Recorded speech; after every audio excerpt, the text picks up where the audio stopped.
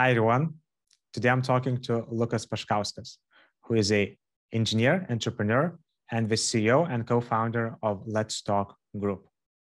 Lukas holds a bachelor's degree in aerospace engineering from the Delft University of Technology in the Netherlands.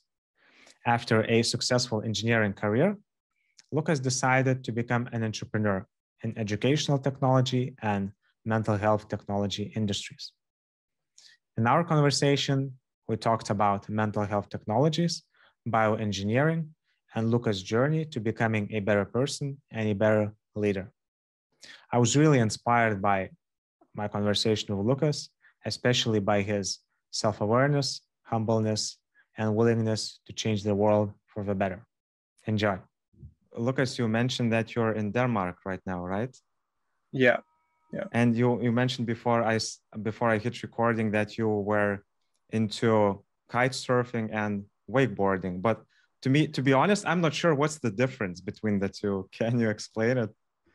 No, so I'm not really into wakeboarding. I'm primarily into like natural elements driven water sports. I started with windsurfing, and then I started kite surfing when I was 14, and now I'm mostly doing surfing and kite surfing, and so like it's sort of my lifestyle in a very large part. So all I do is work and do water sports, and currently I'm in Denmark again for water sports reasons. So what's the difference between wakeboarding and kite surfing?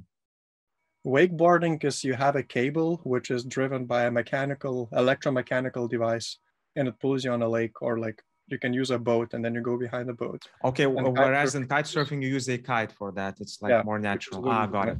Yeah. I see. Interesting. I mean, this podcast, it's called Happy Developer Podcast, and it's interesting for me to learn how does your happiness is affected when you're doing that kite surfing thing. How would you tie these two together? Oh, it's like I had this experience where I dislocated my shoulder, and then I couldn't do the sport for a while, and then I like was involved with studies and was like really living this lifestyle a bit further away from the water, and like at some point I really couldn't take it anymore, and sort of like I had an offer to do an internship in San Francisco, but I had another offer to do like an internship in South Africa, Cape Town, essentially working on kiteboarding equipment, surfboard equipment, and without thinking I pretty much took this second option to again be next to the ocean, and since then my life quality increased tremendously. And it's like if I'm not in the water for 2 weeks, I can really feel it on my well-being, productivity. It's like, yeah, it's really crystal clear for me that this is something I have to do if I want to remain happy and productive and fulfilled. Great. Maybe you were a fish in your past life. Yeah, probably. Okay. So you mentioned that at some point in your life you dislocated your shoulder, and it was quite a difficult experience for you. And I guess because we're in this topic right now, what I'm interested in are the key moments in people's lives, especially if they are creators, developers, entrepreneurs. And in my experience, those difficult moments, although they provided immense or somewhat immense suffering, but at the same time, they were like transforming in a way. For example, becoming self-employed, I was forced to leave my, let's say, job at some point, and or becoming redundant. Although at that moment it felt difficult, but the end result was something that I did not expect. So would you consider that experience of dislocating your shoulder like one of your important experiences in life? What do you think? Yeah. It was also like at this moment in my life when I was sort of like transitioning from this hometown, high school sort of life where like, school is in general very easy. All the people in your town, and then you're sort of are like almost, I wouldn't want like to say spoiled by life, but you're like sort of overly self-confident, and you have this sort of like clear idea of what to do every day. Mm-hmm. And then you know, there is this transition where you're becoming an adult.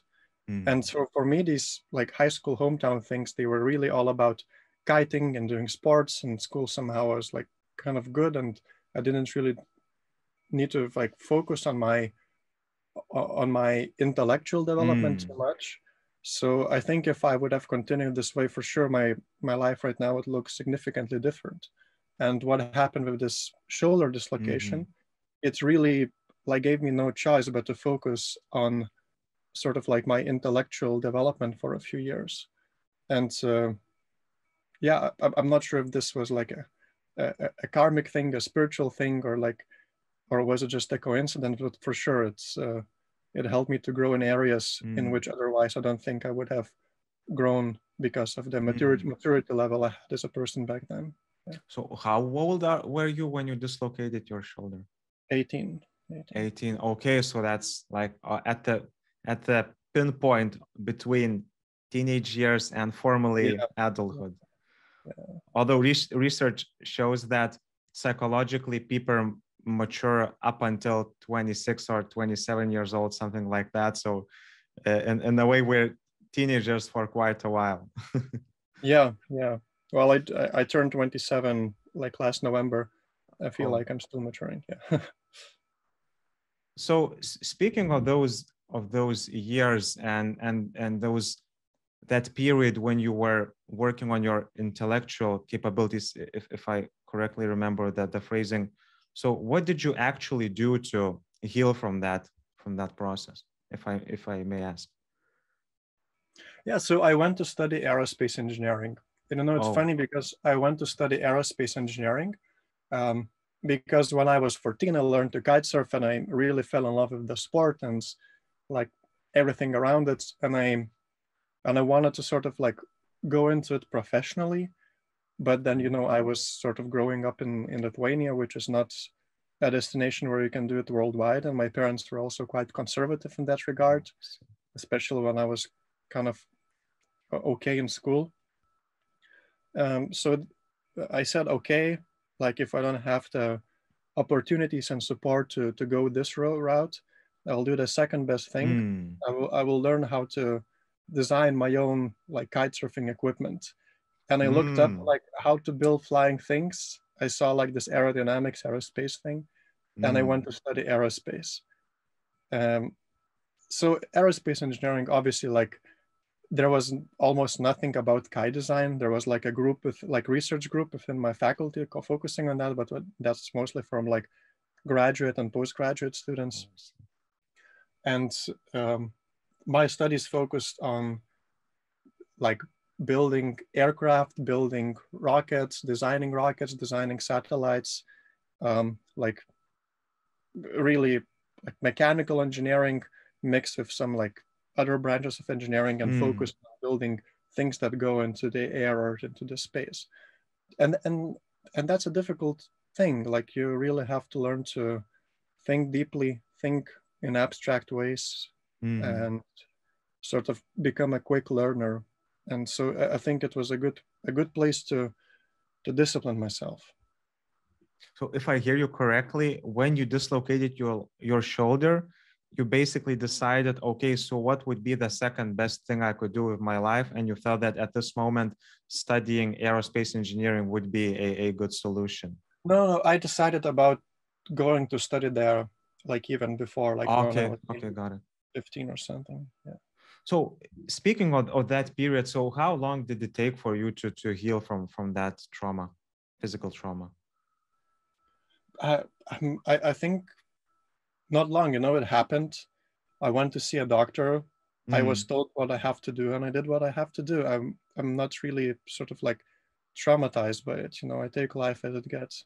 So physically, how long were you disabled? You were like physically, that's another story. Physically, like my arm was very like not usable for maybe 3 months, and then it was weak for another 9 months maybe.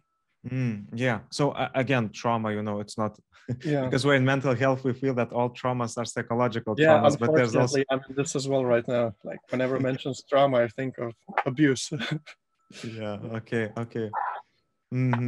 So just to focus on that that specific moment where you mentioned that you decided to work on your intellectual capability. So if, let's say, someone is in this situation right now, maybe suffering from physical trauma, maybe from burnout, thinking to transition to somewhere else, but maybe the person is not sure. So from your personal experience, what could you offer to those people who are also in a similar spot where you, let's say, were as a 18-year-old dude thinking of studying aerospace engineering? Like, it's a bit of a difficult question, but I would say, like, if you want to do it and then see what happens. Your life is not over after these 3 or 4 years. You can, whenever you don't like it, choose something else, reinvent yourself. So I guess just don't take it too seriously. So in a way, yeah, I mean, easy to say, don't take it too seriously when you're automatically doing that and your automatic thoughts are so strong that you cannot defeat them. So was there, like, in this particular moment or any other point in your life where you felt pressured by your thoughts, maybe that internal critic that was saying, no, you will not be able to do that, don't think of doing that, blah, blah, blah. I'm sure you're aware of that concept. So any experience you would like to share maybe and allow people to learn from that together? Yeah, but it came a bit later. So in my first year of studies, I sort of like realized, you know what, this aerospace thing is like not necessarily for me. Like, I don't really enjoy the kind of lifestyle I would have if I was to be doing this like full time. And I also, I had an opportunity to study with some incredibly talented people, like literal geniuses. Like, one of the guys there dropped out 6 months into the studies and started this company called the Ocean Cleanup. It's like they're building this massive sort of like a sleeve that catches trash in the ocean. So, like I was around people like that, and I pretty much saw that like my talent as an engineer would never match these people. So and I was totally fine with it. I felt like, I don't really resonate with the lifestyle and like the work I would be doing if I was to pursue this path. And can we stop here, Lukas? You mentioned an important thing, that you felt that your lifestyle was not resonating.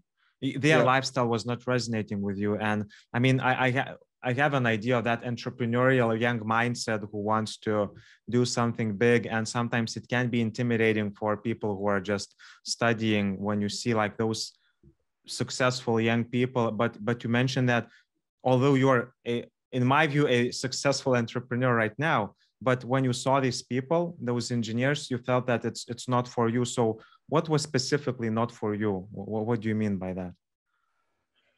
Well, they really enjoyed taking this complex mathematical formula and like, thinking about it and checking how to apply it. And they could spend the whole night in the library to do that. They would passionate about it. Whereas for me, it just didn't click. I understood what it meant, but I was not thinking about it so deeply as these people were, because I was like, it wasn't capturing my imagination. Yeah. And it's like, if you, as a kid, if your parents take you to a dance class and you don't like it, it's totally fine. So it's exactly the same thing. Like, I understood what I was told to do by my professors, but I was not taking it further than that naturally. Yeah. I mean, in a way, for me, it makes sense, because if we go back in history, in what you told, your first passion was kite surfing, and you wanted to do it professionally. And it seems that although you said that you were thinking of studying aerospace regardless of that, aerospace engineering, it seems that it was not like something you were planning to do in the first place. So I guess it makes sense why did you feel that somewhat, I would say, I'm not finding the word, but not that motivated as, let's say, other mathematical engineers? Yeah, yeah. I wanted to do something else, and in my second year of studies, that's what I was sort of getting into this dark place where I like, oh my God, I really don't want to continue this. Like, if I just study, I will, finish my studies, and what's next? And like somehow these thoughts felt very, very unnatural. So in my second year of studies, I decided to look into other opportunities, and I started reading some books about like some biographies, and sort of like, oh, there are actually so many different life paths. And yeah, then I said, oh, this whole business thing actually sounds very interesting. And yeah, and then I started learning about it. And during my studies, it was very interesting. In my second year of studies, we had a core in my first year of studies during the first semester. Sorry, was it in bachelor's or master's degree? That was still in bachelor's. Bachelor's, okay, got it. In my first year of studies, we had a course called Intro to Aerospace Engineering. There were two parts. First was about aircraft, like atmospheric vehicles. Yes. And the second part was about like space vehicles. And in that second part, they introduced us to the concept of systems engineering. Systems engineering is like a methodology which helps interdisciplinary teams to build complex creations. So if you have something like a satellite which is flying in space, there are interfaces between the satellite and the rocket. Inside the satellite, you have electronics for different things, and then you have like software control systems, propulsion, and all those things have to integrate. There is like the structural aspect, and everything. Like there is also the logistical planning, like taking the satellite, assembling it, bringing it to the rocket, launching it, then controlling from ground. So systems engineering is essentially a branch of science, like a branch of science methodology, which which helps you to do it smoothly. Okay. And yeah, and we got an intro into that, and like the very first lecture like blew my mind away, because I realized that if you apply this kind of thinking, where you like create requirements for a system and then build components into that system, not necessarily thinking in terms of engineering, that you can build anything. But I like didn't really do anything with it. But this like was, I guess, like this fundamental moment in my mind where I sort of learned to think of how I'm still thinking today. And then in my second year of these studies, I was like, okay, what do I do next? And this whole business thing caught my attention, because I thought, oh, you know what? If I apply the systems engineering thinking, I can think of what I want the system to achieve, and then sort of use this methodology to build everything. And I'm still in training an engineer, so I like to be very structured in my work. So I still remain structured and sort of like engineering on how I do things. But because of this focus on like business aspect, I can also, get out of it to the extent where I feel comfortable with my lifestyle. And yeah, and since then I was pretty much focusing every minute of my life, not in the water, not in studies, on the business things. Yeah. Great. So two things seem at least interesting to me. So we were discussing, okay, those dark thoughts and maybe methods, how a person could deal with those thoughts. And what you mentioned, it seems inspiring to me. So first thing, you took a course that was, how to say, applicable not only to engineering, but maybe wider areas. And, complex systems theory is relevant to biology, is relevant to sociology, is relevant to psychology, how complicated systems interact, for example, how individual affects the environment, how the environment affects individual. Yeah, and actually in counseling, for example, when we're discussing, at least the way how I see it, when we're discussing a problem with a client, and let's say the client says that, okay, I'm not able to find an intimate partner and I don't know what should I do. And what we can do is look, okay, so what environment is that you're spending most of your time. And for some people, the environment is just not appropriate to achieve a certain goal. So you change the environment to solve the problem, something like that. Like in your case, you are a kite surfer. And if, let's say, the Baltic Sea is not appropriate for that, you go to Denmark, South Africa, or anywhere else where it solves the problem. So yeah, it's interesting what you're saying. And the other thing also is interesting about reading biographies is that you were actually, you allowed yourself to be inspired by some material. So you attended lectures, you try to take knowledge in. Some people just drop off and they don't take their studies seriously. So it seems that you allowed yourself still to take that knowledge in, and you also were exploring different opportunities. And I guess it shows that, as you said, so if you don't give up, you're looking for ideas, for sources of inspiration, something can pop up and you never know what it will be, right? Yeah. Like, I mean, the amount of possibilities and opportunities and different paths that you can take in this world are just absolutely insane. I don't think there is anyone in the world who could categorize all of that. So I think it's a bit unrealistic to expect that you go at a young age, find a study, or like don't find a study, find work, and this clicks from like day one. Yeah, sure, for some people win the lottery, but for most of us, we have to continue searching and do it. The more actively you do it, the higher the chance that you're going to find it soon. So it's simple logic. And in your situation, what also it seems could have been a good predictor is that you studied not in Lithuania, you decided to study abroad, right? Was it in Netherlands? Yeah. Delft University, right? Yeah. So to my knowledge, it's ranks quite high in rankings. I think it's top 200, something like that. So no, actually in aerospace, I believe it's for sure top 10, and I want to say top 3, but I'm not sure. Yeah, good point. So just because the university is like in general top 200 doesn't mean that a specific program is not a leading. So yeah, and I think in general it's like top 50 maybe. But I mean, it doesn't matter. Yeah, we need to look it up, so it doesn't matter. So but the idea is that it's a good university, right? And and that's why I got the chance to meet these really smart young people. Like honestly, like some guys, they were like looking into these equations which would take me like a page to solve, and they would do it in 2 lines, and I'm like, how? they were crazy smart. Yeah. And look, to be not too positive, so it's great that you were inspired by that course. It's great that you were able to tie it with your passion, which is, let's say, kite surfing.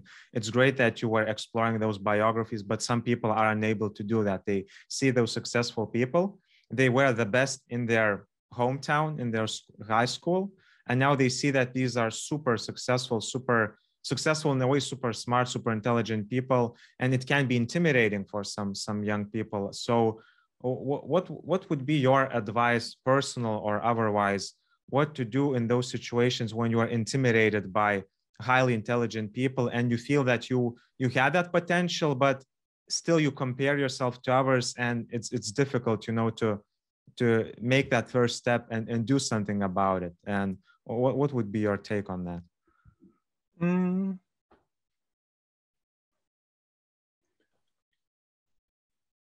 I guess the first one is to accept and be grateful because Jan Starner has really, they raised your standard. I guess that's very important. And then for me, this sort of came naturally because I saw, and like my standard went like through the roof of what I thought is cool and inspiring in any domain, not in like, I don't know, like competitive ability or whatever. And once you do that, talk to these people and like get to know them and really understand this direction of their talent. Because like what I learned so far is that if you meet someone talented, generally speaking, they will be like generally talented in a broad domain than a person who is like not necessarily so talented. Okay. but still their main talent is going to be sort of unidirectional. So talk to these people, like, and build these friendships, because their ability to be so good in one direction will uplift your ability to be good in that direction too, through thought-provoking conversations. But also you will learn that, in certain aspects, you have this, like, not, I want to say competitive advantage, because it's not really about competition here, but more like a, like, like a special gift about yourself. And like, the more you talk to people, the more you can get different perspectives and compare. I don't want to say compare yourself, but you sort of do, especially when you're developing, you're trying to find your place in the world. And it's totally fine, in my opinion, as long as you don't have a fragile ego. And then, you learn to find your strength. Maybe that strength is something very specific, like if you take a very talented engineer, they're probably very, very good at engineering. But maybe you're the kind of person who can be good at few different things. And then it's very rare to find a person who is able to be good at that and that at the same time. So you have to keep this open mind, and like, instead of being intimidated, talk and use it as an opportunity to raise your bar, and also to learn more about yourself. Okay, so I hear at least three concepts, and I feel that I need just to stop at each. So you mentioned gratitude, then you mentioned, you didn't use that word, but I feel that you were talking about discovering your strengths. And the third thing is understanding yourself, right? So like gratitude, strengths, and self-awareness. And you also mentioned fragile ego. And unfortunately, if we use the word technically, ego is like our, how to say, control center, or like our internal metaphor for something that drives our behavior. It's like, according to Freud, it mediates between societal requirements and our internal needs for aggression, drive. So it's like an intermediator. And unfortunately for many people, that they don't have strong ego boundaries. They maybe experienced abuse, maybe their parents were, how to say, they didn't provide enough love, or maybe they were too critical. So sometimes you become, in a way, your self or identity becomes intertwined with the expectations of the environment. So the system kind of becomes dominant. The individual becomes unable to, how to say, see the boundaries between oneself and the environment, and in these situations, it's difficult, to feel that gratitude, because you always feel that, okay, these people are much better and I will never be able to achieve that level. But if, let's say, you're a bit humble and you realize that, okay, these people are also in certain ways masters at something, but in certain ways maybe not that way, you can start to identify, okay, so what are my unique talents? So, okay, maybe that colleague is very strong in mathematics, maybe his IQ is very high, or her, but at the same time, still this person can be a generalist and don't know where to apply that high intelligence, whereas maybe you are more entrepreneurial and maybe you see how to apply the talent or direct certain talent. So I guess, the idea of, how to say, being humble and not taking yourself too seriously, as you said in the beginning, and learning from other people, learning how to say humbly with a gist of gratitude, I think it can help, and it seems that it helped in your case, because we met together when I was looking for jobs in counseling. And the project you have also seems like, okay, so how the hell a aerospace engineer decided to change mental health in the world, so that's interesting. So if you what do you think? Maybe we can move to mental health, because we were thinking to discuss.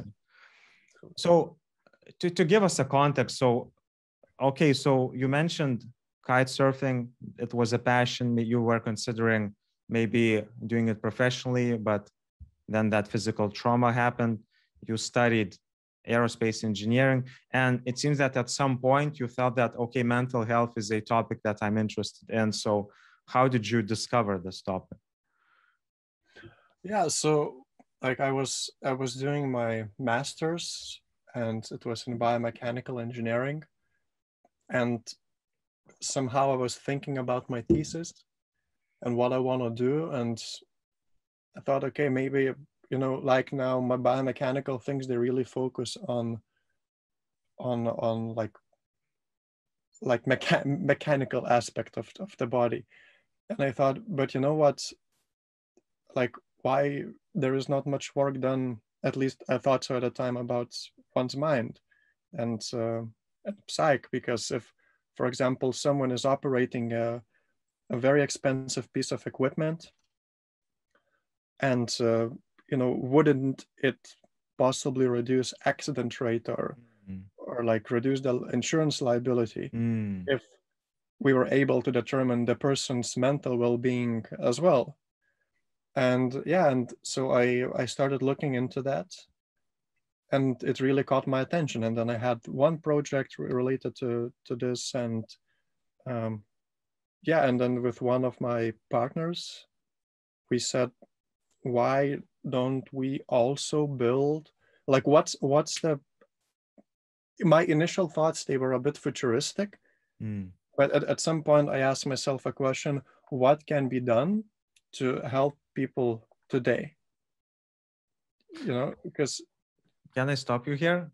Yeah, I want to talk about that futuristic idea. So what was your futuristic plan, if you don't mind? man, that was like measuring human emotions using human physiological signals. Okay. And then using artificial intelligence to give a high frequency feedback therapy back to the user. I still think it might work someday, but not within the next 2 or like 5 or probably 10 years.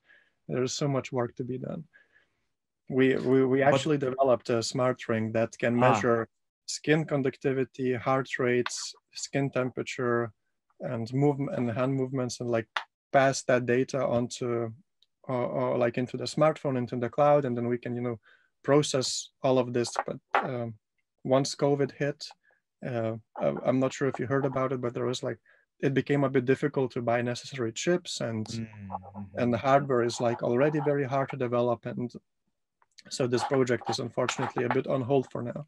Got it. Yeah, so as I said, this was very futuristic. Okay, so because it is something that you stopped for a while, I guess we can talk about a little bit, because you studied bioengineering. So do you understand correctly that bioengineering is like basically creating complex artificial systems like robots who something like that? There are two schools for that. So okay, essentially you can sort of like look into the body from like medical point of view and like do stuff like with help from like engineering devices, but like on a tissue level, on a like nanorobot level, like cellular level. Like Neuralink, for example, would it be an example of medical? Yeah. Okay. Yeah, sort of, yeah. And then the other one is like way more mechanical. So for example, you have something like an exoskeleton, you know, or you have a prosthetic device. Yeah, so like in my mind, these are like sort of like two main directions where like young people choose to go to, either that or that. At least that's what I saw. And yeah, I was in the latter. I didn't really learn much about, besides some basic anatomy, I didn't learn much about how, for example, a liver works on its like cellular level or whatever. That wasn't part of my curriculum. But we really looked at concepts like artificial intelligence, you know, advanced mechanical modeling, so that you can model human body and if needed, extend it. And yeah. So if I heard you correctly, correct me if I'm wrong, because I'm not, I would say, versed in that field, but I'm just trying to get the difference. So the third school is more about using human body as a metaphor for creating, let's say, artificial systems. So for example, neural network, it tries to copy the brain, but it still is not biological. No, that's the, like, you know, there is this idea of 3D printing organs. That's category one. You're really like going onto this, like, sort of how the body works. You look into, like, into the human body probably as deep as a medical professional would. And you work with that. And then the other aspect is where you, the second category is that where you're not looking so deeply, you're more focusing on like things like prosthetics. Like if someone loses a leg, how do you build that person a new leg? Sure. Which, yeah. Sure. Okay, so interesting. So it seems that the first one is more cutting edge, and it's more like they're both cutting edge. But I mean cutting edge in the sense that, okay, so if you're creating a printer for organs, so for me it seems very cutting edge. Yeah, but at the same time, if someone loses a leg and they receive a leg which can, you know, again, let them, I don't know, do surfing or go dancing, you know, it's equally life improving. So and equally difficult to execute. Sure, from practical perspective, I guess I was thinking from a scientific point of view, because to create, let's say, a bio-artificial heart from scratch, it seems like a very difficult challenge. Yeah, probably. So when we talk about, let's say, TV series like Westworld, can we say that, are you aware of that? Yeah. So if, let's say, in those series, they are basically creating those, how to say, I don't want to use the word robots, but let's say artificial people, they are driven by organs. It's just that they are not biological organs. They are like created from scratch. Yeah. So this would probably be like the second category, sort of, because they're like really using mechanical concepts to sort of build robots, but they're inspired by humans. You know, they're like bio-inspired robotics. Yeah. And it seems that neither of those two include the problems associated to mental health, at least how I understand. So that's the thing. Well, I also thought it was not part of the curriculum. Okay. But for my thesis, when I started doing my literature review and like searching, there actually is a field called affective computing. And they are pretty much looking into how computers can either A, replicate, or B, interact with humans by taking into account how humans feel. Yeah. So, and the scientist who sort of like first went into this domain, her name is Rosalind Picard from MIT. Okay. She wrote a short book, I think it can be found online, called Affective Computing. It's a very interesting read. Gives great, like, sort of basic insight into many different, like, fundamental branches of science, like, for example, behavioral theory and so on, like on what you're trying to integrate. So there is this domain, and it's quite new. I believe it's now maybe like 30 years old, something like that. So it's very new. And what they were looking at up to this point is pretty much, you know, finding a way to determine basic emotions. So facial recognition, but applied to emotion recognition. Can we use things like heart rate to determine how a person feels? Why or why not? Can we use that information to make computers more usable? Like these are like the questions they were and are still trying to answer. But if I understand the literature or current science, it seems that they already solved the problem of identifying emotions using face recognition. They are like those models that are quite accurate, at least identifying basic emotions like sadness, joy, disgust, fear. Yeah, so those my colleague and I, we actually used a few open source frameworks to test how they work. And indeed, the way it works is that they have a few different emotions, like usually 6, you know, like Ekman basic emotions. Yeah, exactly. Yeah. And then whatever you do with your face, they assign you to one of those. Got it. You know, so like it doesn't have this continuity where where I look at your face and like you know, like I can tell you that you're feeling more than one thing and like different levels of each thing. It still doesn't have this continuity, this precision level, Yeah, yeah, at least yeah. the model I saw.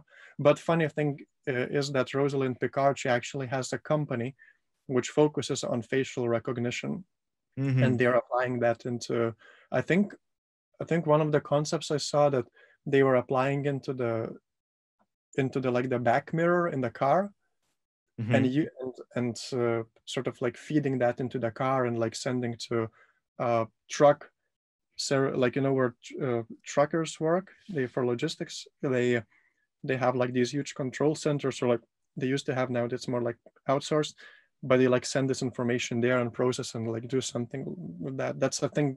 I didn't look into it too deeply, but I think that was one of the concepts I saw either in her company or someone else's. I'm not sure if I would want, let's say, my autonomous car to know what I'm feeling and act accordingly. You know why?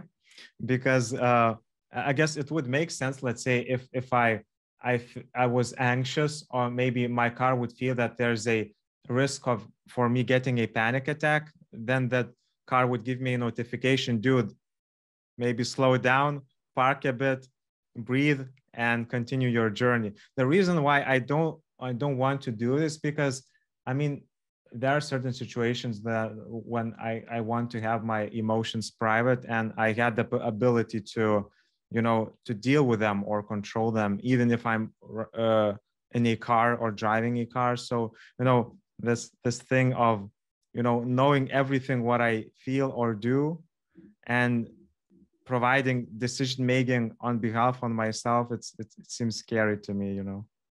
Yeah, absolutely.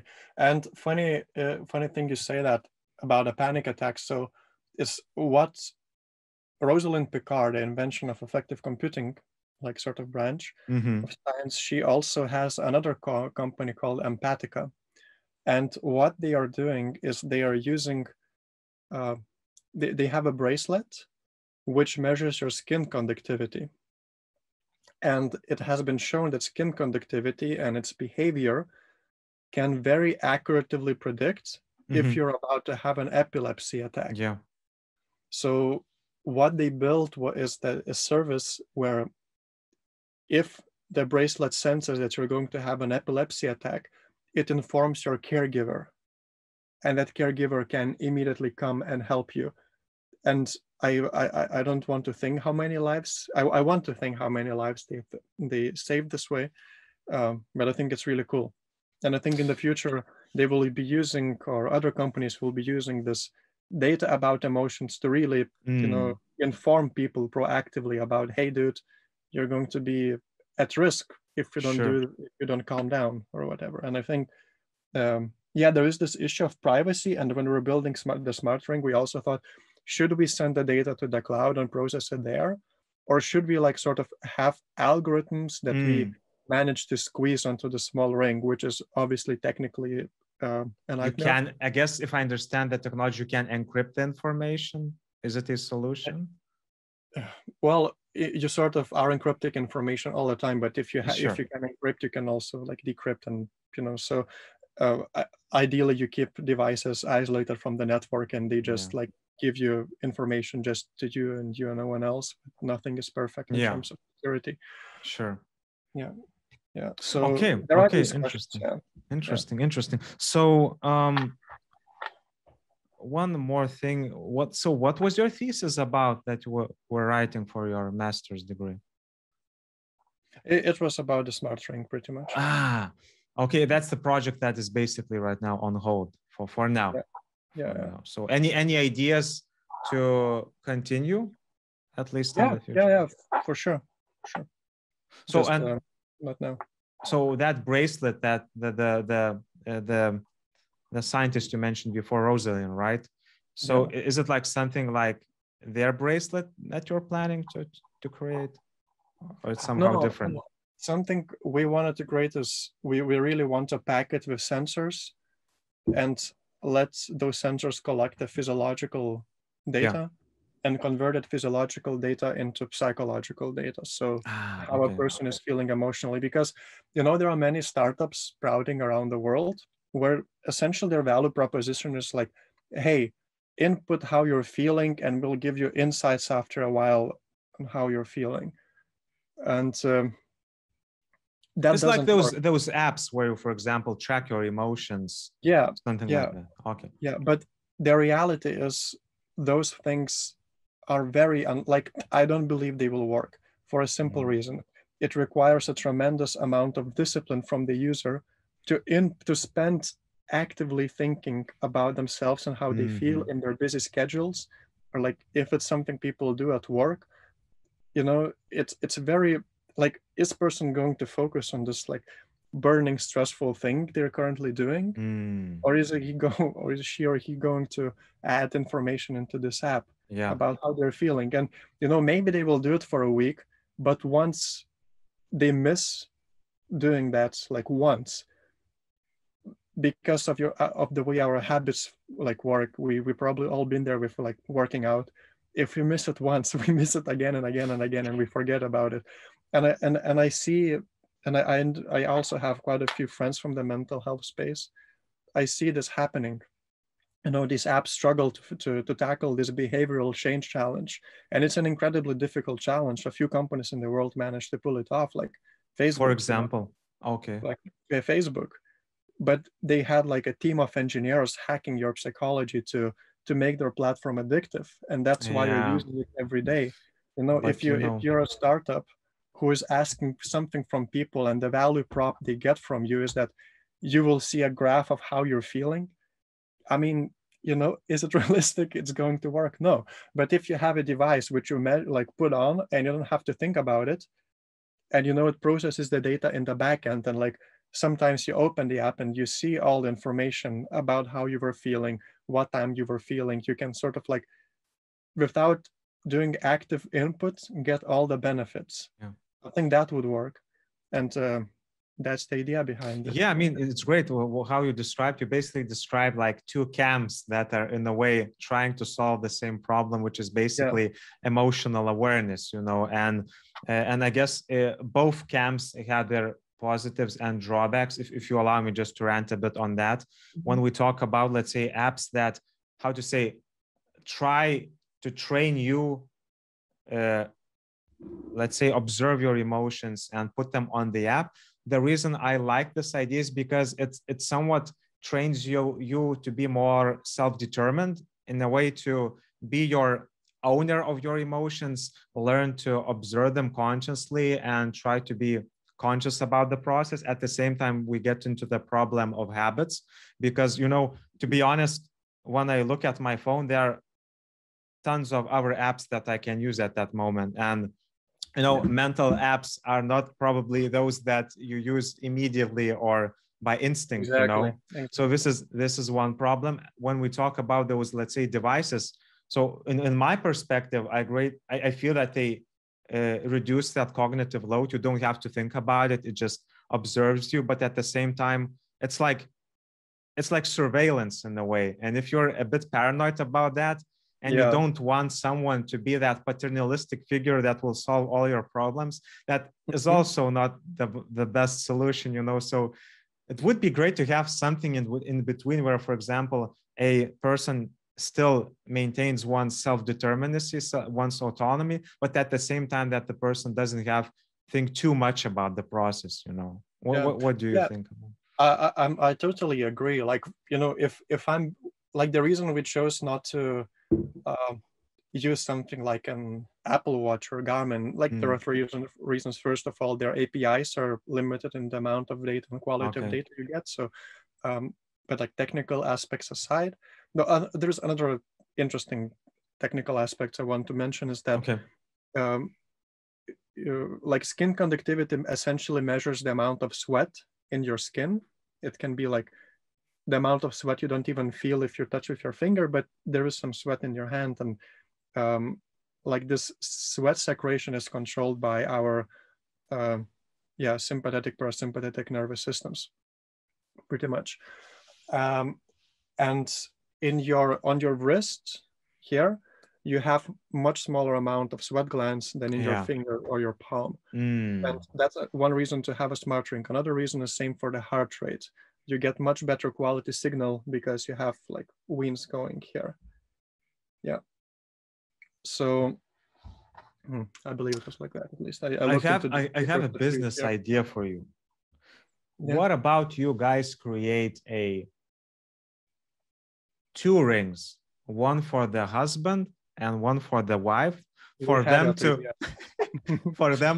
to be aware of each other's emotions, for example. That would seem nice, you know. If let's say I'm at work and I'm being informed that maybe my wife is a bit stressed, so I'm maybe incentivized to call her and see how she's doing. So you had this idea, right?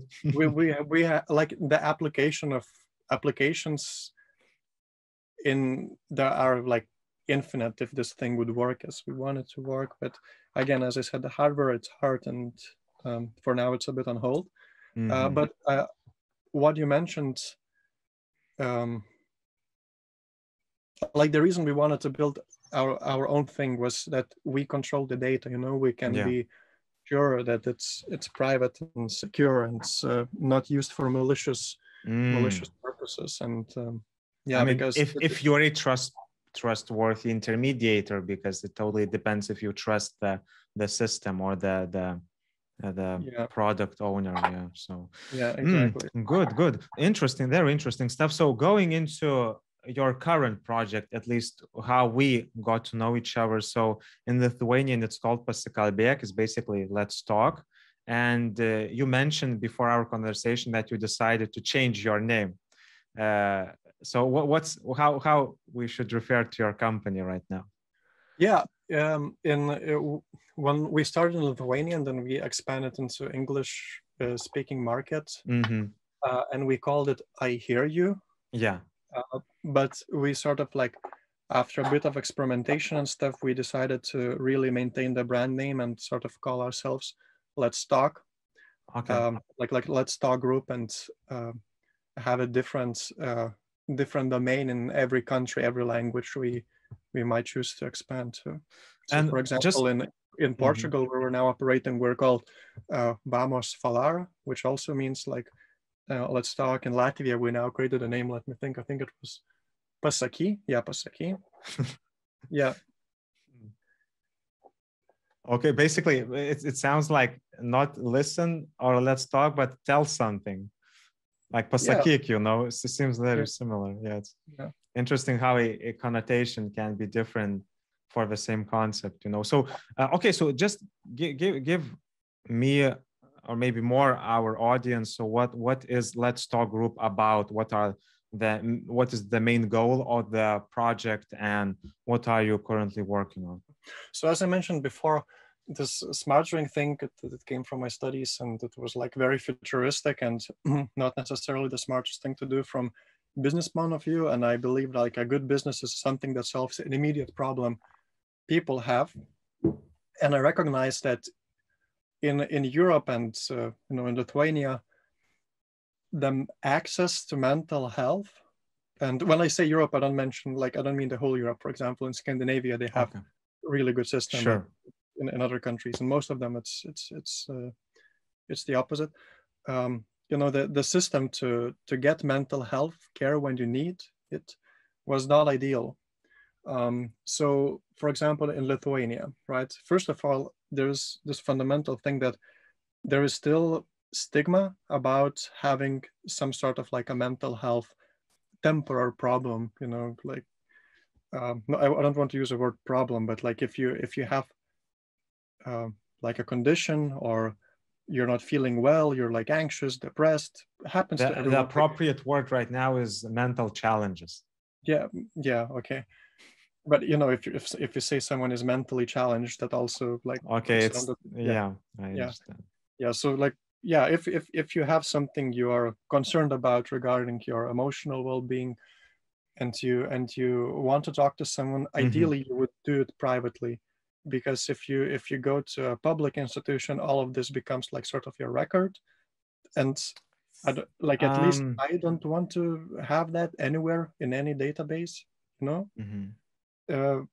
so that's why I believe that mental health care as nice it would be if it was like fully like government paid and so on. Yeah. It's best if it's private for some people.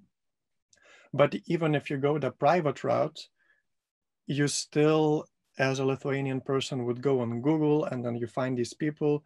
You have no idea who they are, or like you have too much of an idea who they are because they're like advertised in media, and then you contact them and you have to wait for a few months.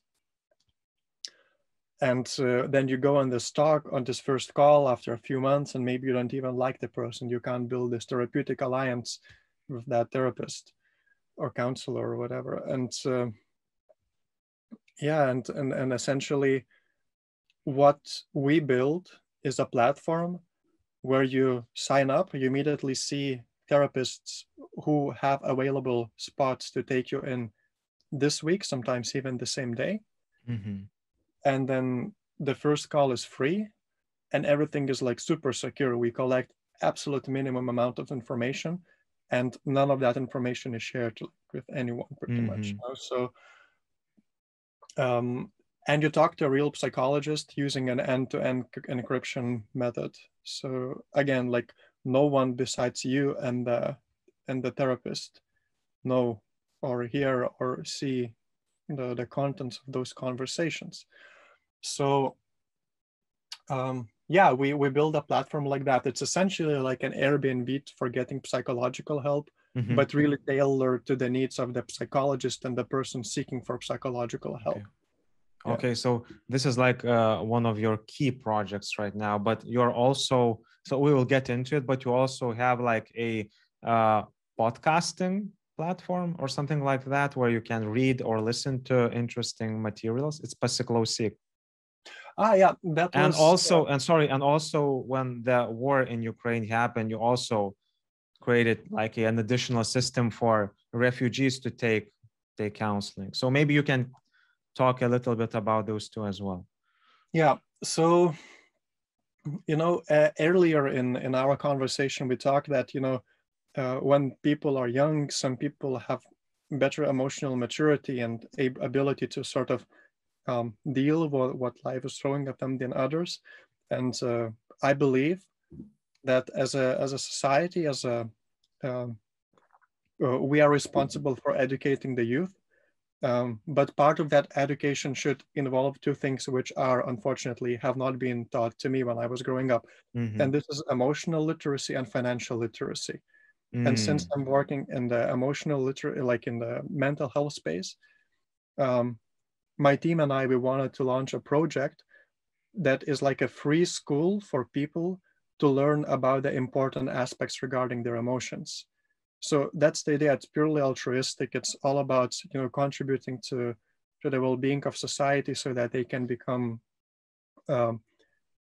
more emotionally literate and they can better understand themselves, because the best mental health care is prevention, as with any healthcare. So is it only provided in Lithuanian, or can you access it in other languages? Unfortunately, yes. Okay. Yeah, but in the future we will of course fix it. But for now, it's the focus is on other things. So that's Paškauskas, which I think means listen in English, yeah, something like that. And yeah, and the other project was called PsyHelp for UA.eu. And when the war broke out, I was actually just on my holiday for the first time in a few years. But this was, this was and still is a major crisis. And I thought that everyone who is capable of providing any sort of help should do so. So we created this platform, which is essentially a replica of our Paškauskas project. We learn how to make these replicas because we're expanding to different countries, and we sort of like nailed the process of how to do it quickly. We can just like launch it in like a new replica in a new place, like customized things in probably less than a day at this point.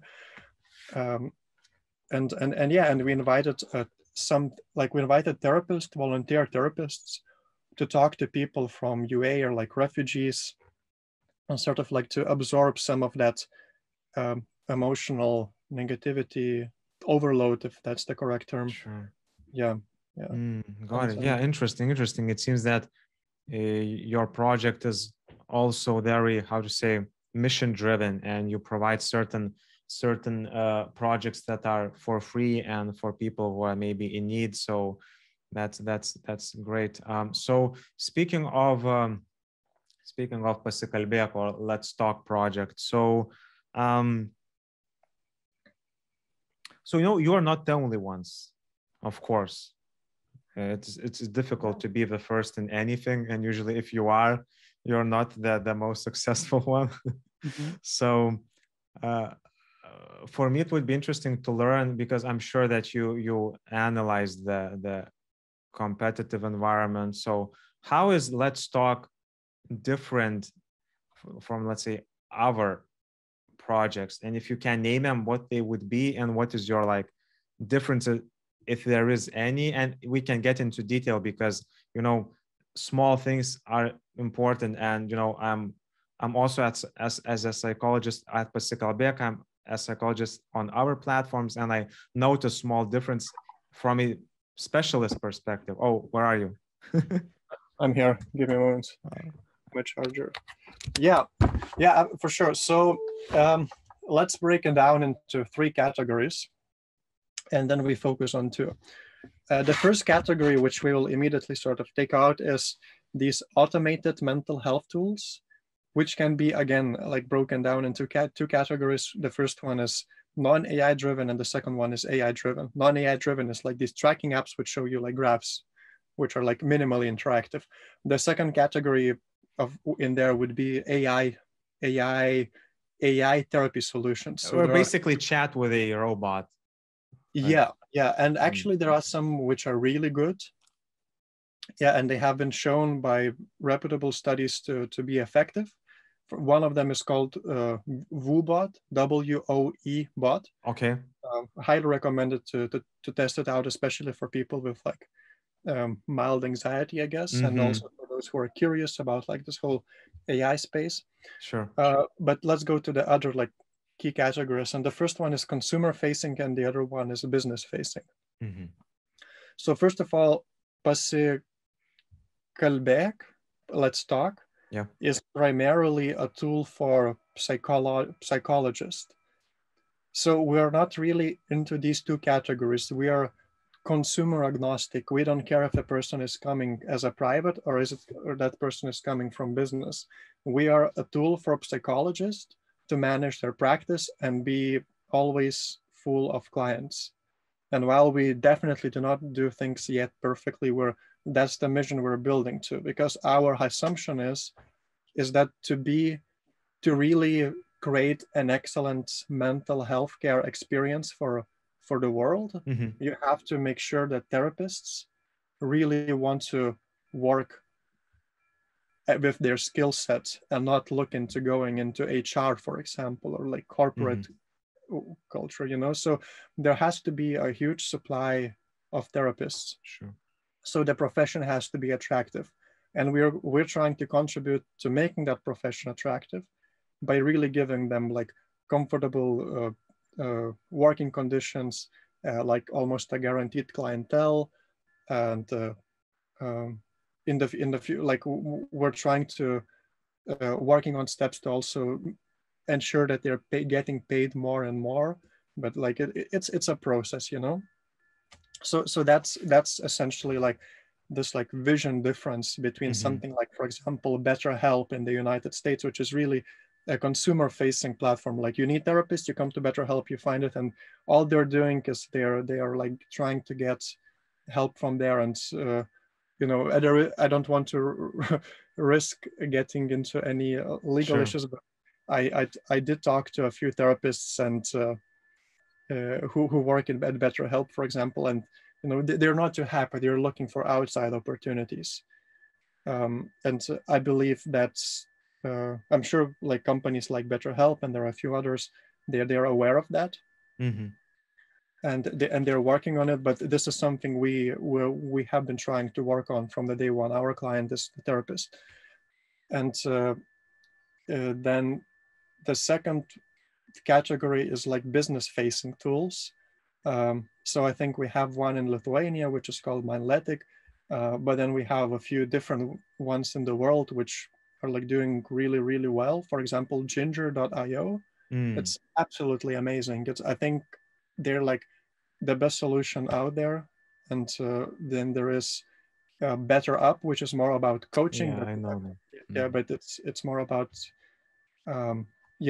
business facing solutions. So the idea is that you as an employer, you sign up these companies to be your service providers, and the service those providers give is like access to some sort of mental health care for your employees.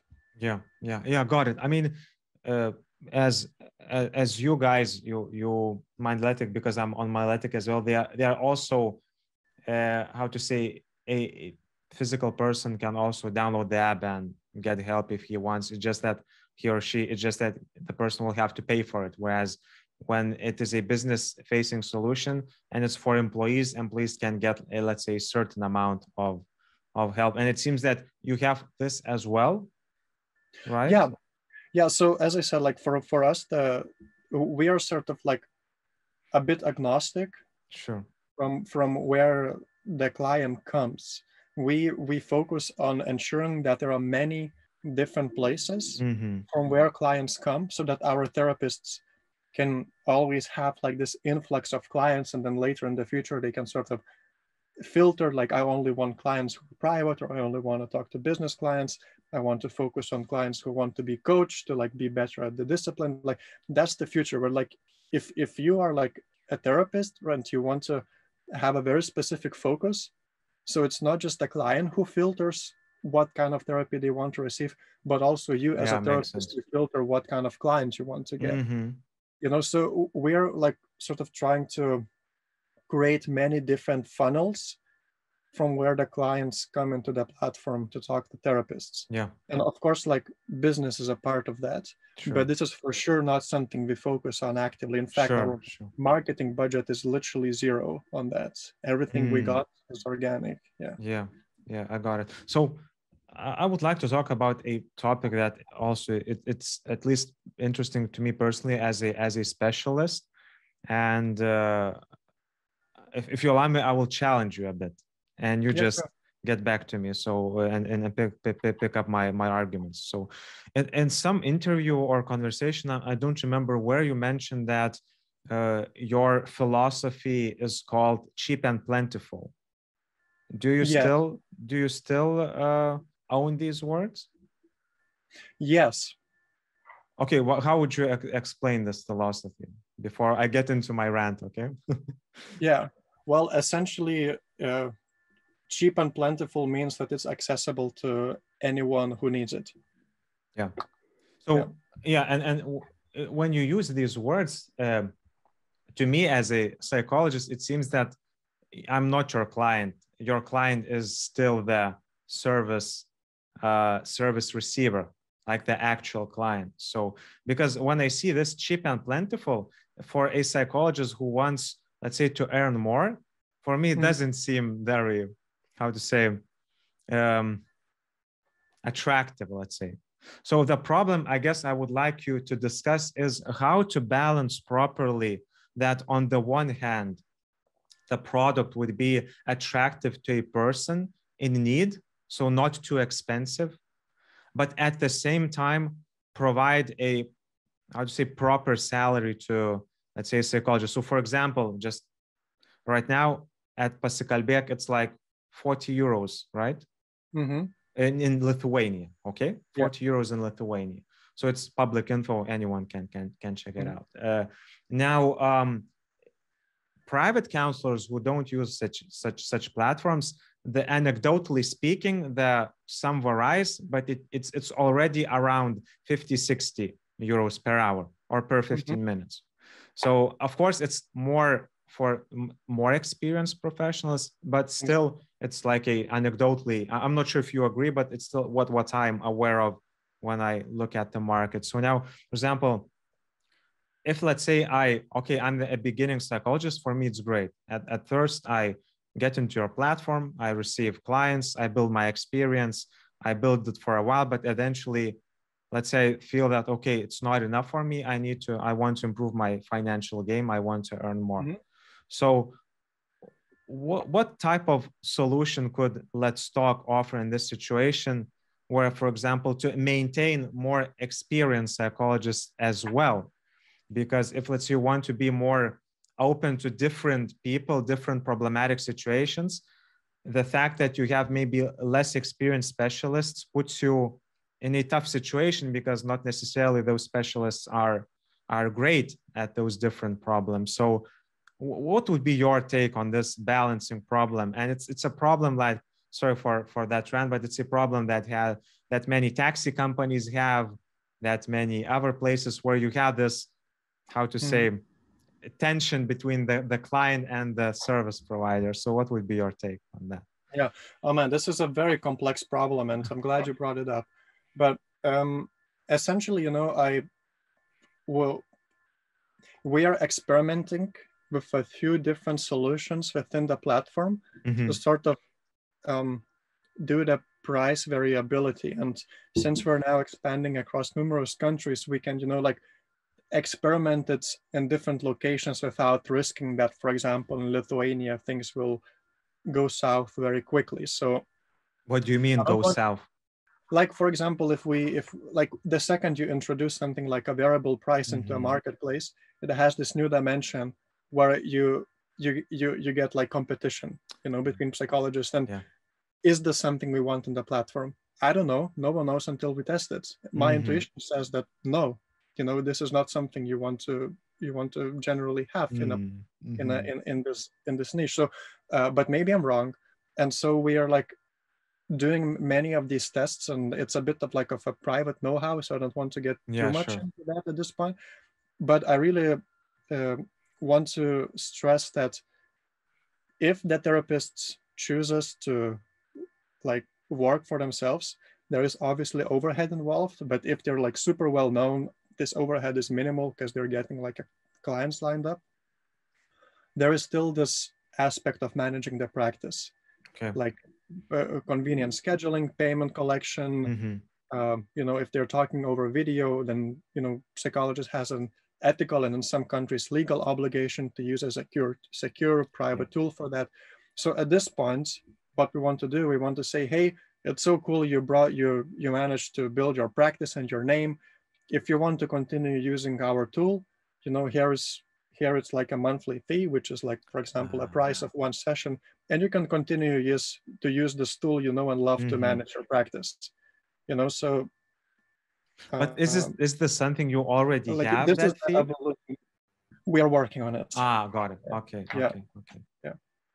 Yeah, I mean, you're not the only ones, because there are other people, and I don't want to mention names, but I'm sure you're aware of them in Lithuania, who are also thinking of how to target psychologists or therapists, and how to create a proper tool for managing, let's say, clients, or having those video sessions. So I think it's definitely a niche, especially because there is that increase in interest of psychological services. So yeah, great. Okay. But speaking of that problem of balancing, the price and that a client has to pay, and the price that goes to the wallet of the purse of the counselor. So any ideas how to solve this problem that is definitely something in other services as well? Well, you have freelance providers, let's say it's probably the most difficult like thinking wise exercise I've ever had to do. It's such a tough challenge, because naturally, you know, like if you want to scale, you have to have cash flow as an organization. But at the same time, you want the providers to be living as comfortable and nice lives as possible. That's why we're doing this. And so you're like in a constant struggle there, and sort of like trying to get active feedback and think of solutions. And lately, and there are these external forces that influence your decisions. For example, lately we wanted to increase the prices, but then, you know, the inflation is like what, around 10% or something. And Crazy. then there is war, and then there is like huge economic uncertainty. And would it now be a good time to increase prices for psychological? That's ethical thinking on your part, right? So I hear you. Yeah. And we were like, well, we're not sure. Let's talk to the psychological, like to the community of psychologists. And, you know, the consensus was like that it's generally not the best time to do it. So let me jump in here. So there is psychoanalytic insight about this, because a lot of counselors have a so-called depressive personality, and people who have this depressive personality traits, they tend to reduce their needs. They tend to be very helpful, very empathetic, and they tend to put the other person first and oneself the second. So if, let's say, you're asking such question a community that has this tendency to demonstrate depressive traits, of course that in such circumstances they will try to save face, and they will try to be altruistic. But it doesn't mean that internally they are not sad about it. So that's also, I understand what you're doing. It's great to ask the community, but at the same time, we sometimes have to take it with a grain of salt and realize, okay, are these people really honest about what they're saying? Because still, yes, I'm altruistic as well, but I also have to make payments. You know, I bought, let's say, real estate. So it's a possibility that the Euribor will rise. So interest rates will rise, of course. So there are these challenges that you also have to think about it. And, you know, and a possible idea could be, it's just maybe you thought about it as well, is to help psychologists to build up their practice, provide maybe financial guidance, provide financial coaching, how they could, let's say, manage their income. Because if, let's say, you think that the client is the therapist, so it makes sense to help them deal with these challenges, like on a broader level, not only on building competency, but also building, you know, proper boundaries, taking care for yourself, managing your income, fighting for efficiencies, how to optimize your practice. So it's something you already, it seems that you're thinking, but I think you can go even broader than that. So yeah, for sure. We actually did do a few things related to that, especially related to like education regarding taxation and like managing your finances with respect to that. Yeah. But for sure, as time goes on, this is an avenue we want to explore further. Okay. Yeah. So speaking of counseling, so do you have counseling experience? Oh, was I in therapy? Yeah. Yes. Right now or in the past? You were. Okay. And I still am, yeah. Okay. So can we talk about this as well? Yes. So when you were thinking about this project, did you have already some exposure to therapy or counseling before creating Let's Talk? Yes.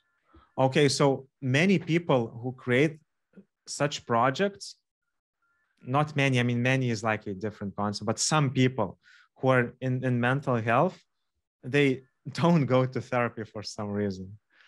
I'm not sure why, but you are, in this case, someone who takes care for yourself as well. So if, let's say, from your personal perspective, and if talking specifically about smart people like you who are maybe developers, engineers, why do you think many engineers or developers, once again, I don't have statistics, it's just anecdotal, but if you talk to those people, they are only now getting into these services, they're becoming more attracted, but still many don't. So why do you think, what helped you go to a therapist or counselor as opposed to others who, let's say, are skeptical or afraid because their engineering mindset says that it's a scam and it won't solve anything?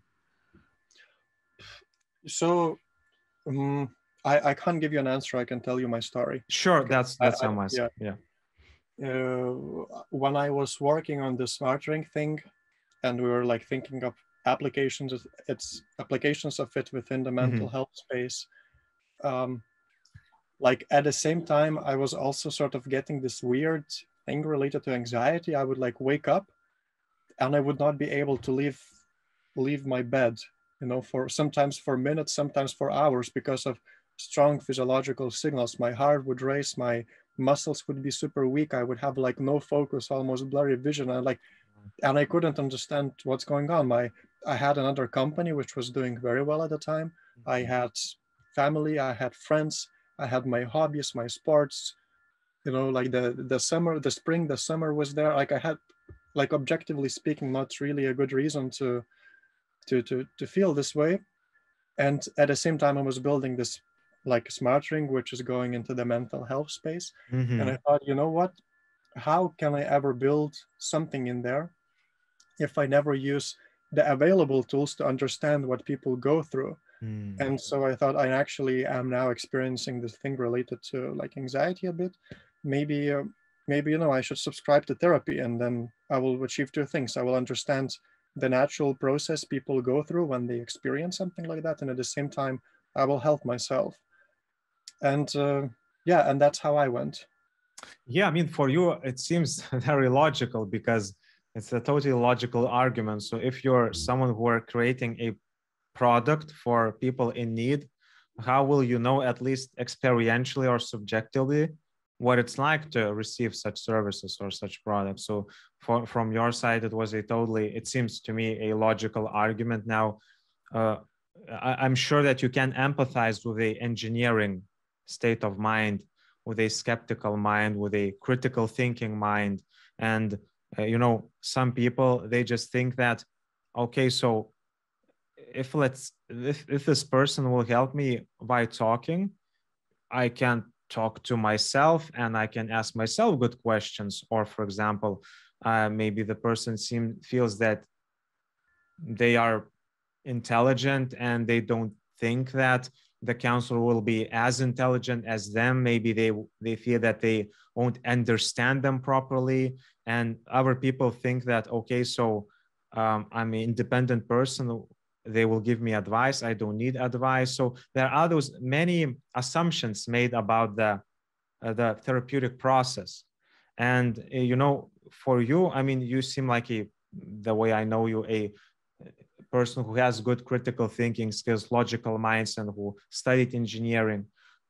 How would you, let's say, if you had to, how would you help those people who maybe had these assumptions or reservations around counseling?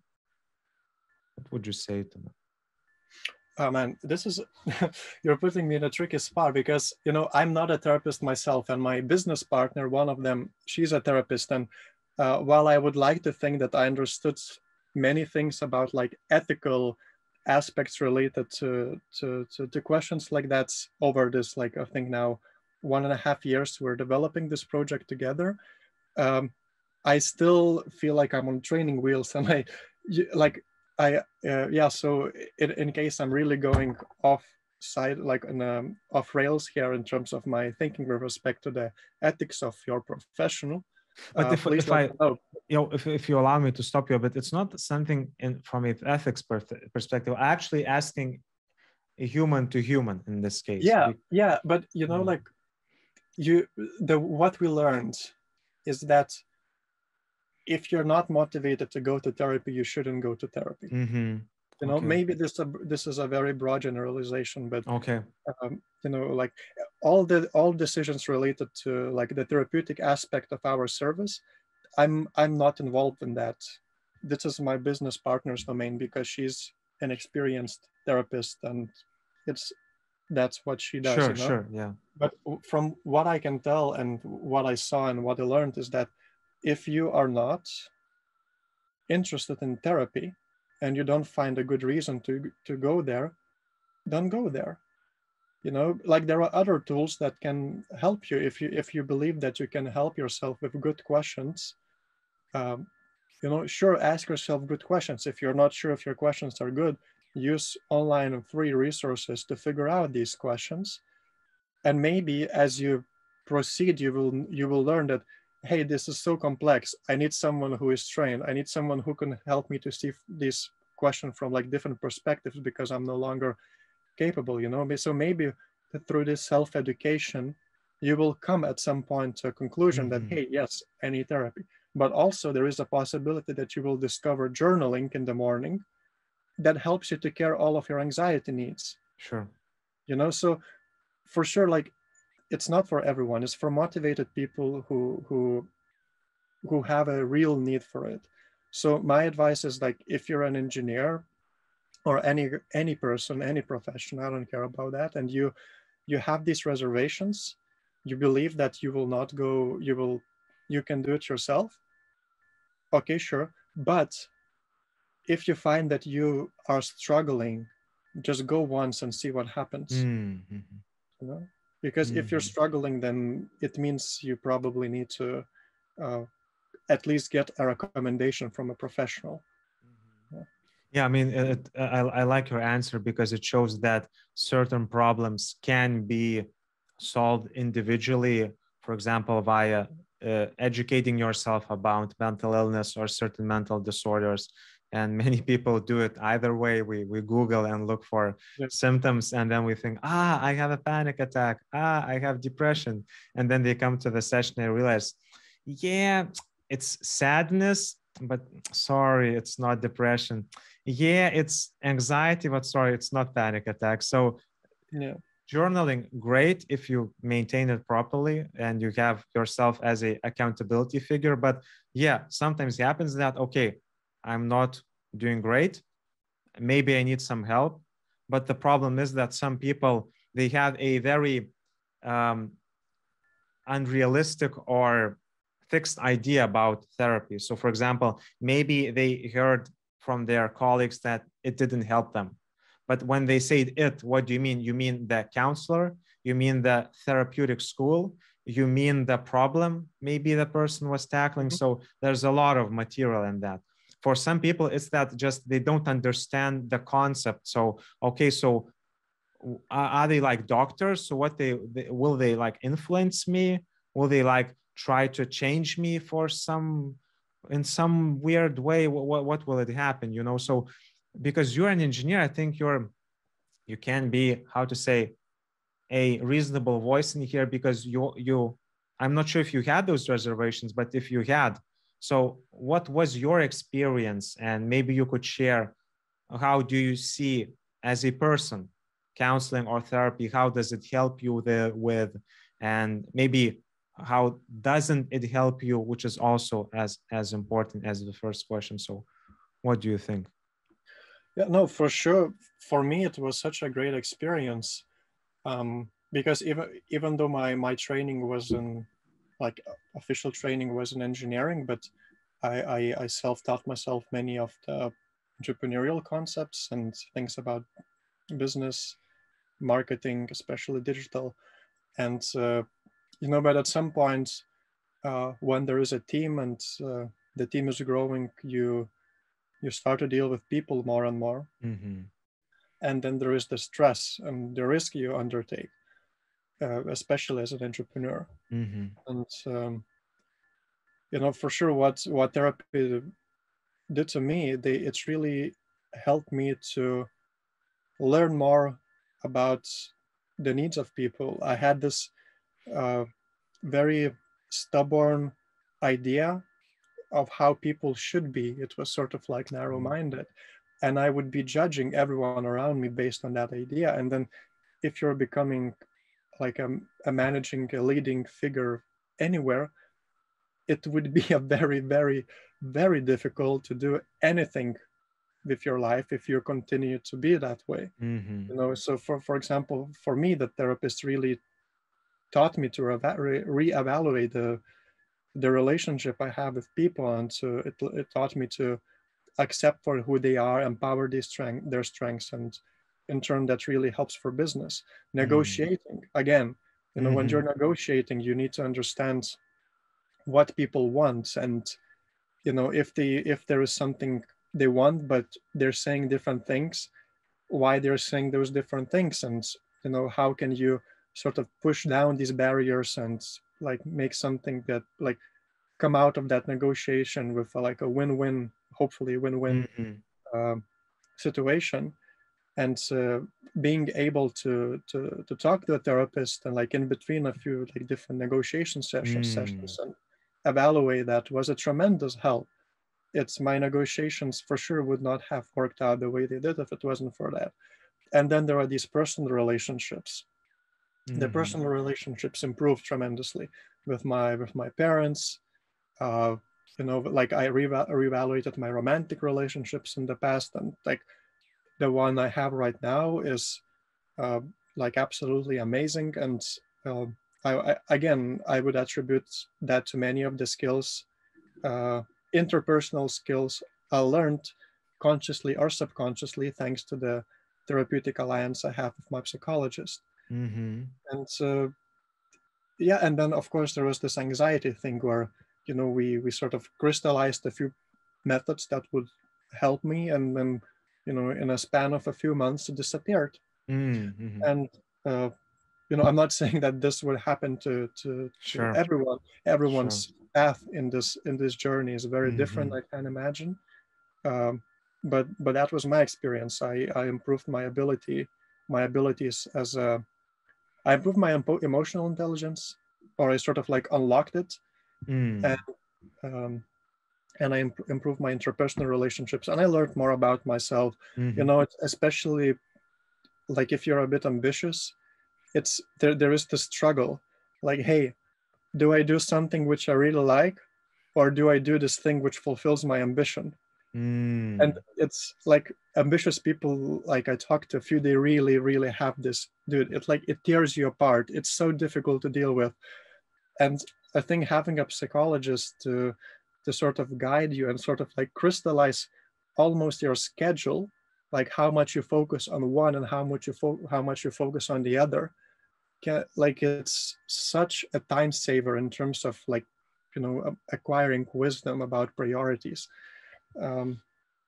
So yeah, I think like I can imagine that someone who is, for example, really passionate about you know, development, but at the same time has hobbies in paragliding, and you know, there might be some conflict here and there, because you know, the employer might want them to finish this project, but the club where they're paragliding is going to the Alps to take this amazing glide, you know, and there are these things that happen, and it's important to learn to navigate them, because else you can, it's like a really quick way to resentment towards one or the other. And this is just one example where I think yeah, I would recommend for people to at least give this a try, but again, it's only if you're motivated. Sure. Yeah, you mentioned three important words. You mentioned many things, but if you allow me to crystallize what resonated with me the most. So first thing is motivation. And it's like a very important starter point to understand why do you need it, what is the situation, and being more internally motivated. Although it's okay, my perspective, right? It's okay not to be motivated too much, but if you are curious enough and you understand that you need help, motivation can increase throughout the process. So sometimes clients come with some skepticism, some reservations, but still they give it a try. And when they get some use from it, they realize that, okay, so my motivation is increasing. Some people, you know, they have procrastination issues. So the fact that they don't have motivation is a problem, you know. So I totally get your point, but I think it's okay not to have too much motivation. You don't have to be too much motivated. And the fact that you don't have it can be also a good starting point and increase that motivation. So first thing. The other thing you mentioned is, you didn't mention the word, but this struck me, is the concept of an unconscious mind. And the problem is that we as human beings find it very difficult to become conscious of what we are unconscious. And I mean, these people, I guess me included, we spend a lot of time understanding those things like internal conflicts, defense mechanisms, cognitive mistakes that might go out of our awareness. And having someone who is trustworthy to mirror these things can be a great use, you know. And I guess the last thing you mentioned, alliance or relationship. So unfortunately, in my experience, in my research, a lot of engineers, they don't have a very good relationship with oneself. They are very self-demanding. They tend to self-bash themselves. They are somewhat critical. Imposter syndrome is for some reason, very popular concept in the tech world where you, I have the same. Yeah. And, so if I have not the best relationship or not an appropriate relationship with myself, how can I be the best counselor for myself? So having someone who can, might allow you to see the good in yourself, to identify the strengths, the values, it can be also beneficial. So it's great to hear that what you're saying totally mirrors the literature. And at the beginning, you were afraid that, okay, it's not my field, but what you said is I think it's very real because, on one hand, yes, it comes from you, but it comes from many other people. So it was great to hear your story. So anything else you would like to add? No, I guess it's just like what you said about people, like sort of, I had this, whereas I was sort of like unhappy about the way I was feeling. So I was like meta unhappy. Yeah. And it's such a mind fuck, and can be a bit frustrating, especially like it really would sort of becomes bold when you have high stress, high intensity, challenging times.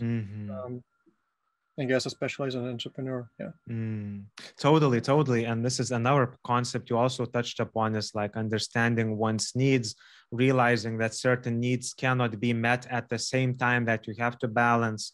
I like the idea, choose your suffering, so, okay, is it ambition or is it what I like? And it doesn't mean that you have to commit to something for your whole life, only like this or that, you can balance things. And just because you, at some point you decide, to deliver a project, doesn't mean you cannot, do kite surfing the other day to reward yourself. So the ability to understand that we have a lot of needs, balance them, and realize that one way or another, we still will be unhappy about something. It's also, I think, important. And if, let's say, we're creating that bliss of being happy all the time, well, sorry guys, but that's an alternative reality we are not currently occupying.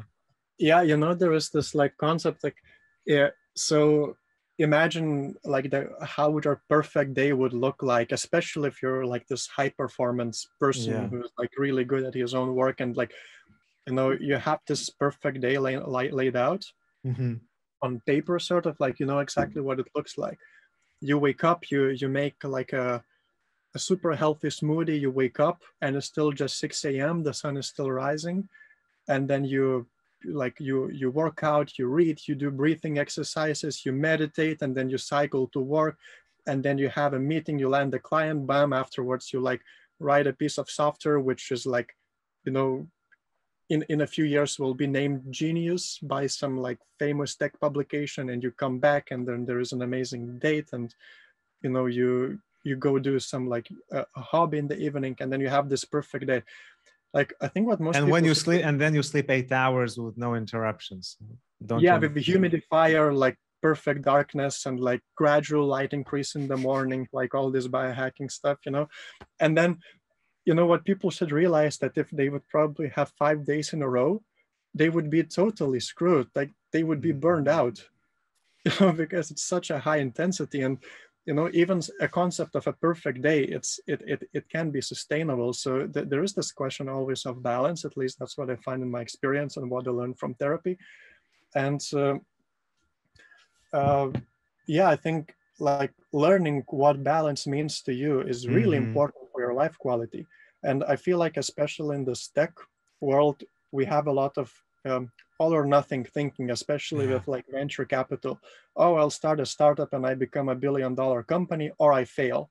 If you're raising venture capital, you're sort of like almost always like going that way, because at the very early stages of your company, you're inflating your valuation, and then you need to justify that and inflate it again to make the previous investors happy. you know, so you, like, you set yourself on this like really high growth path. So like before doing that, maybe it makes sense to ask yourself, hey, is this really the lifestyle I want? Because I will be essentially working 16-hour days for the next few years to build this into a unicorn, and there is like 1% chance of working. But is this really something I want? If so, is it my ambition and my ego and my like me seeking for like some social approval to do it, or am I generally passionate about the industry? Do I want to become a person who is driving this industry forward? Sure. You know, in one sense, it's sort of like self-damaging to go this way. Another person is empowering. You know, for another person is empowering. So these are all things which are very complex to figure out about yourself, and I went through that, and I know, like, I would like to believe that I'm a kind of person who really self-reflects a lot and is quite good at it. And for me already, it was very difficult to navigate through that and sort of crystallize what I want to do now, why I want to do this now, what I will want to do next, and so on and so on, what I want to, where I want to be, where I'm 50. And I think without a professional like therapist, it would have been borderline impossible. Yeah, I mean, it once again boils down to the idea of unconscious, and that there are certain things that are in the back end, as I like to say to engineers. And I mean, you can become aware of them yourself, but it's hard work, you know, and you can save a lot of money, nerves when you just find a appropriate. I just want to emphasize appropriate, suitable for you professional. It's also important to understand that, unfortunately, you at this moment, you cannot just pick anyone and be confident that the person will help you, because as one client told me, I was struck by his idea, not client, but just some engineer I talked to. He said that the reason why he doesn't take either coaching or counseling, whatever, is because when the person reads what some people are writing on social media, he identifies logical mistakes in their text. And from this, he thought, okay, so if these people are doing logical mistakes, like first sentence, second sentence, logical mistake, they're contradicting themselves, how can I be sure that these people can help me? So this was like a very revelatory moment for me, for someone who tries to understand developer experience. And unfortunately, many, just maybe a topic for another time, but many therapists and counselors like metaphors. They like those wishy-washy things, like meet yourself, meet with yourself, meet your shadow.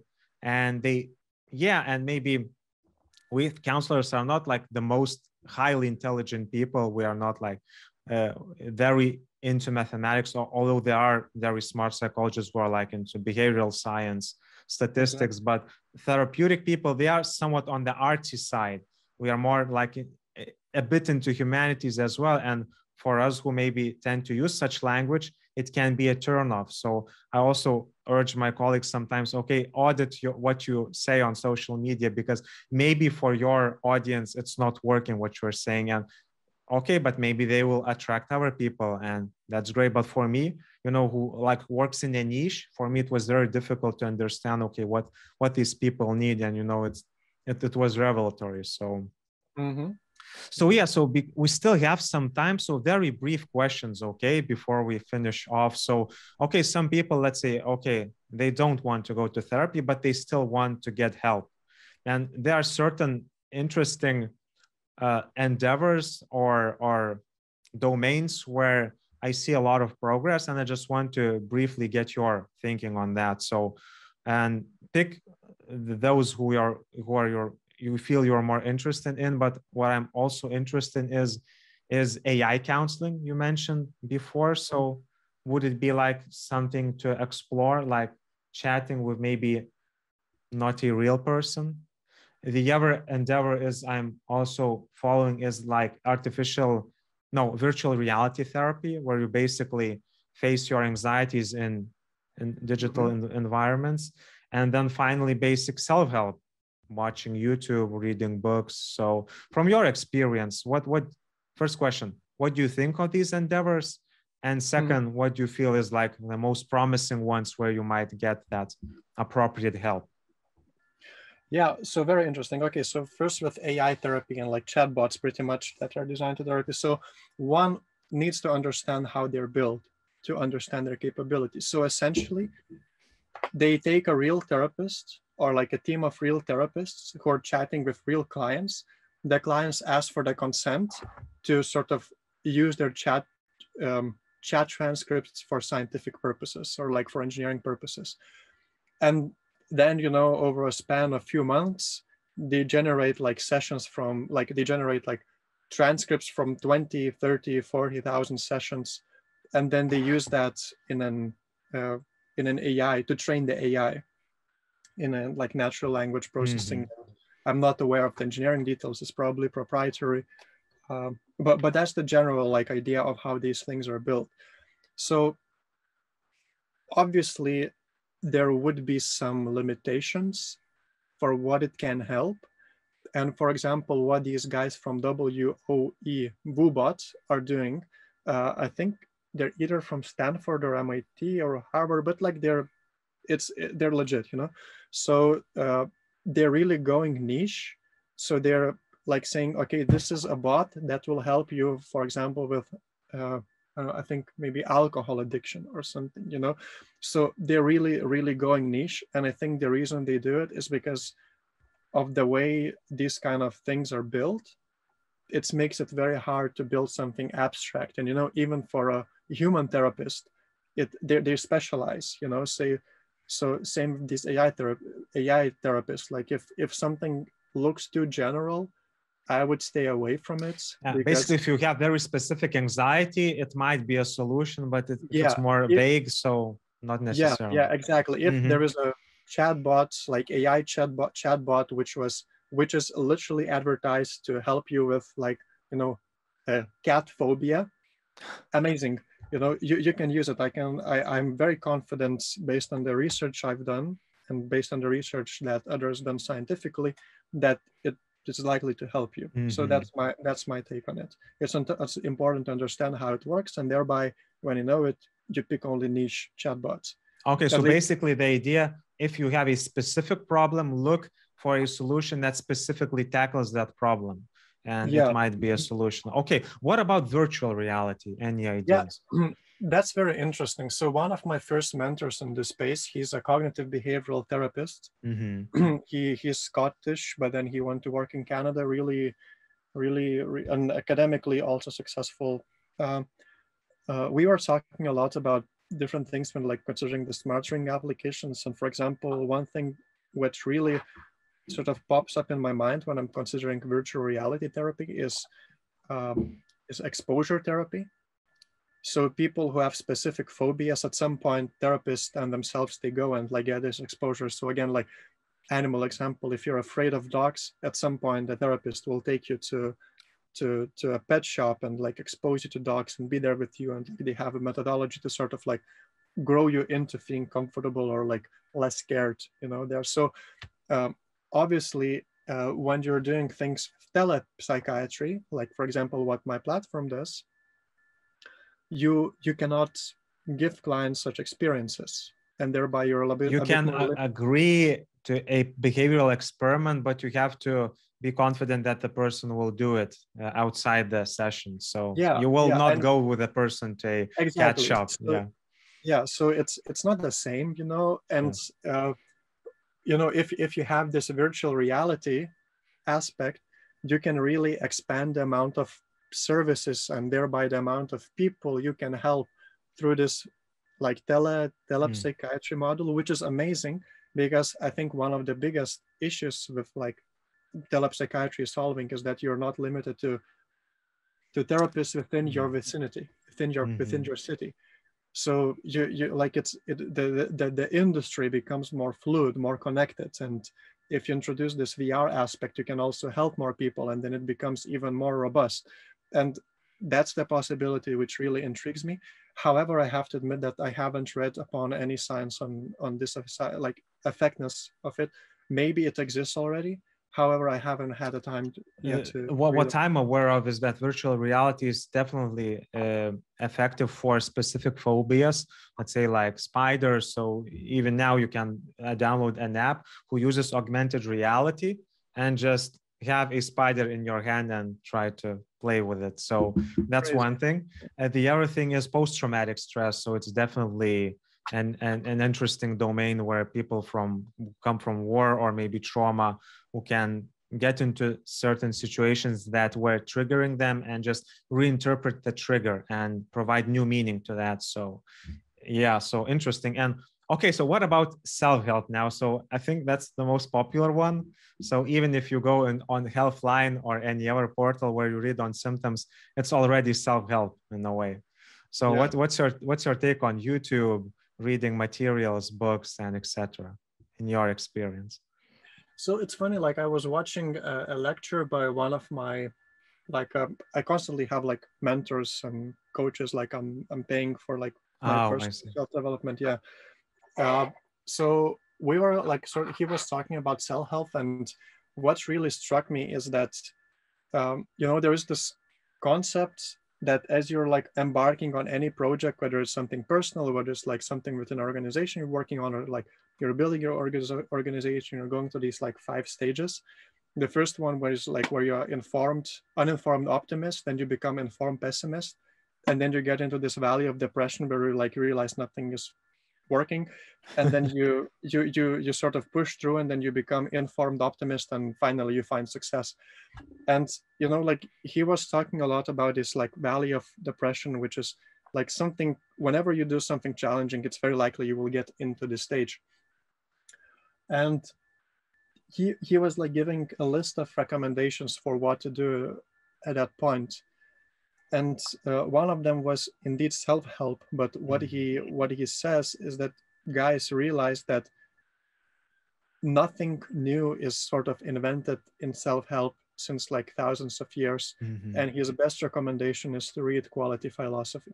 Ancient philosophy, right? Yeah, and like there is this dude, Thomas, I always forget. Aquinas? Yeah, I can't pronounce his name. Thomas Aquinas, yeah. That's you know, a good read. That's a quality read. You can read Marcus Aurelius. Yeah, Marcus Aurelius, Stoic philosophy in general. Like there is a very easy to consume book called The Daily Stoic by Ryan Holiday. It's essentially like every day they give you like a 1-pager lesson from Stoicism and like an exercise you subconsciously meditate upon throughout your day. I love that book. I consumed it like faster than I should have. It's really good. So, you know, there is for sure quality self-help tools. I just would be wary of using those self-help tools when, you know, you have depression and then you read that you have to go on keto diet, and then it's essentially like a change in what you intake in your body. Like there is like this line, and you sort of have to have some common sense.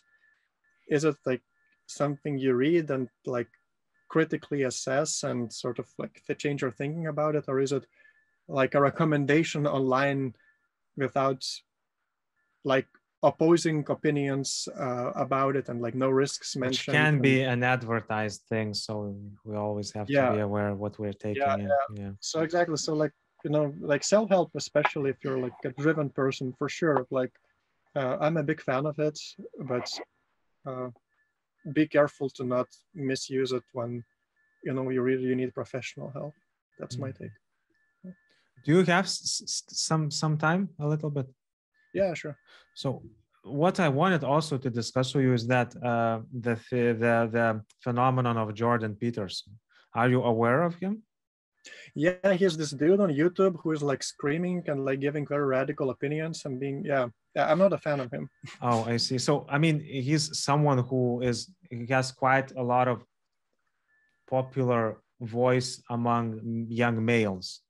And basically he's a clinical psychologist, and he's essentially, he has a lot of inspirations, but basically his idea is that you need a value structure in life for life to make sense. And if you don't have that value structure, it becomes difficult. And for him, that value structure is Christian philosophy that is basically embedded in Western culture. And those who say they are not Christians, according to him, they are in denial because they don't accept the impact of that religion on our ethics, on the way we behave, on our legal system. And his original, let's say, original point of view was basically we should read the Bible and look at it as a metaphor, as interesting stories that can teach us some wisdom about our way of doing things. And he became popular for other reasons as well, for getting into politics, but he also was very popular for those biblical series. And many people who were, let's say, on atheism side started become agnostic because they felt that, okay, there is some sense in that. And so he's like one of the most popular self-help figures, who was like also a scientist. He worked at University of Toronto. So I'm aware of him because I read some of his material, watched some of his material, and I like some of the things he do. But yeah, the thing is that, yeah, he has those quirks about religion, you know, about and he may seem like not someone who is an authority. So what do you think of this, let's say, trend of, for young males especially, let's say, finding for a father figure and following like everything what the person says? I think it can be therapeutic when you realize that you can have such figure. For some, they didn't have one, but at the same time, it can be like a bit culty or culty, Yeah, in a way. exactly. So what's your take on these like very popular figures? And I'm sure that they are gods in the tech world that people follow like blindly. So whether it's Jordan Peterson or Elon Musk, I mean, I think the mechanism is the same. So what's your take on that? I mean, you know, there is this saying that you're like an average of 5 people you hang out with. I think that like in an information age, and with the access to information we have, the more correct way to say it would be you're the average of the 5 people you receive most information from. And you know, so obviously that dude Jordan Peterson, he's smart, and like, for example, this value system, you know, it makes good sense, and like it's nice, and but you should be probably a bit careful whenever someone is super radical and super categorical. I'm the kind of person who likes to keep an open mind and get very different perspectives from things like religion, spirituality, all the way to you know, the way we should be, you know, encrypting this video chat. Like, it's like I'm a person who likes to hear many different perspectives. Sure. So that's, I guess, why I was a bit appalled by this Jordan Peterson dude. He's too radical for my taste. Obviously, he has some like very nice things to say as well. But again, when you're following these like sort of like as you say, like tech gods or whatever, maybe make sure that you're not following a single person, and that you're always hearing the opposing opinion and considering both. It's the same like when you're talking to like an experienced investor, you know, like they will tell you a few different things, but one of the things they will tell you is like, when you're very bullish on a stock or like on a crypto project or whatever, yeah, like, you know, try and read and interact with people who are very bearish. And if you don't get like this for and against, you will not have a full picture. And yeah, that's my take. Like, yes, it's nice you get access to this dude, to his thoughts, to his information, to his videos, to his speeches, and he's smart. He has something to say. He has seen some life, and he's talented and inspiring. But he's also radical, and maybe try although to. It may seem radical, because the other problem is that some people, this is the case for Jordan Peterson, some people can be radicalized for competing people. Let's say if you get into politics especially, and if you have certain unpopular opinions, of course you will be criticized, and you can be radicalized, although you're not radical yourself. So yeah, I think it's very wise to try to take in different perspectives and read also ancient literature, read modern literature, and don't become too culty about certain figure. At the same time, I can understand these people, because if you haven't had like a proper figure, proper authority, to have someone in your life that you can follow, sometimes even religiously, can give that structure. And, you know, and I feel that this is like something related to either Jordan Peterson or Elon Musk, doesn't matter, but yeah, great. Okay, so anything, Lukas, what you would like to finish off, maybe anything you would like to say before we finish? No, I'm good. Yeah, you're good. Yeah, we covered a broad range of stuff. Indeed. So really appreciate your time. It was a wonderful discussion. I think it was like the first appropriate conversation we had, although we had some chatting, but I really enjoyed the time. Yeah, me too. Thanks for having me. Yeah. Okay. So bye-bye. Bye.